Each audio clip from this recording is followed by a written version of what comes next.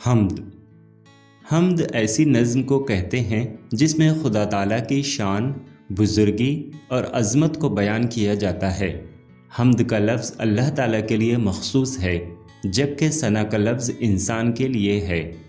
حمد کے لیے کوئی خاص بحر یا ہیئت مقرر نہیں، مگر اردو شاعری میں حمد کو ایک خاص تقدس اور مقام حاصل ہے۔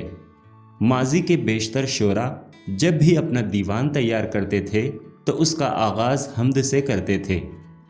حوالے کے طور پر امیر مینائی کی حمد کا ایک شعر: دوسرا کون ہے جہاں تو ہے، کون جانے تجھے کہاں تو ہے۔ عام طور پر شاعر اپنی شاعری کا آغاز اللہ کی تعریف، اس کی صفات کے بیان اور اس کے بارے میں گفتگو سے کرتا ہے۔ ایسی شاعری کو حمد کہتے ہیں۔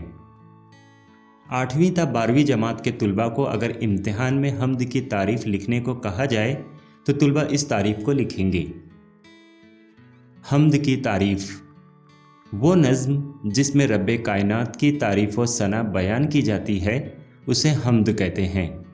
حمد میں بندہ اپنی بے بسی، بے کسی اور رب العالمین کی شان خداوندی، اس کی کبریائی، اس کا رحم و کرم اور بزرگی کا اعتراف و اظہار کرتا ہے۔